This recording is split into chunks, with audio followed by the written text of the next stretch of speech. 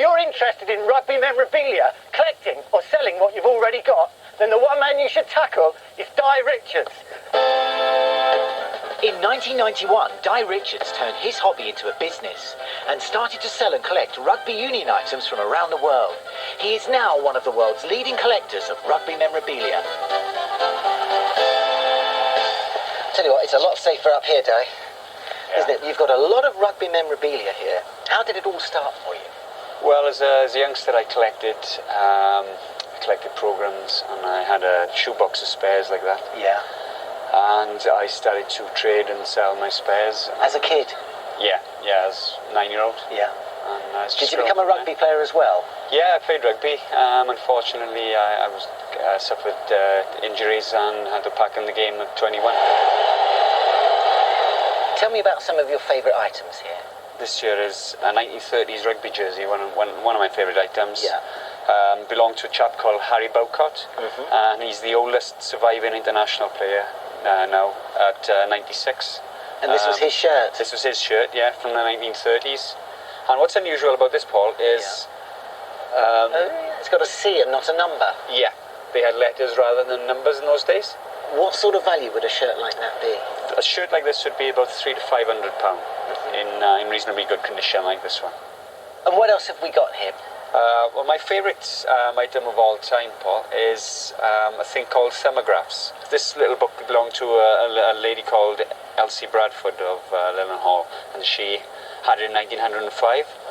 And the idea was there was an ink pad there, and the person put their thumb on the ink pad, and then they'd thumbprint the square there, and then they'd sign. Yes, and then they'd sign their autograph next to it. Elsie bumped into the 1905 All Blacks, and she bumped into the Welsh team who played Scotland on the 3rd of February 1906. How fantastic. Yeah, and she got the lot, did she? She's got most of them, including 10 of the team that beat the 1905 All Blacks, and that's a very famous team. Any idea of its value? I'd say it was priceless. If I had to put a value on it, I'd say upwards of £5,000. Yeah. I contacted the leading auction house in London regarding autographs, and they had never ever heard of Thumographs. Oh, I've not heard of that either. No, I haven't. Yeah, it's very rare. Now, I've noticed you've got some rugby caps. Can you tell me about those? Yeah, this is a Neath cap from 1920-21. Belonged to a chap called Bill Millett. Why were they issued those caps? They were an honours cap. Say, for example, somebody played 20 games in a season, they would get presented with a cap at the end of the season. Right. And how much would that be worth? This particular one is worth about 200 to 300, because it's local interest and there's history behind it. You know whose cap it was. Yeah. Other caps, things like this. This is a Plymouth cap, 1911-12.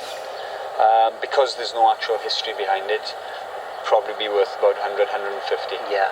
What is highly collectible in rugby memorabilia? Would it be programmes from, let's say, the All Blacks or from Wales for international games? Yeah. All Black programmes, Welsh programmes, basically international programmes and touring matches. They are very collectible. Yeah, high commanding price. Yes, yeah. Well, if you want to know more about the top scorers in the field of sporting memorabilia, then log on to our website at bbc.co.uk/antiques. Trouble is, the only back there I'm used to is the one at the cinema.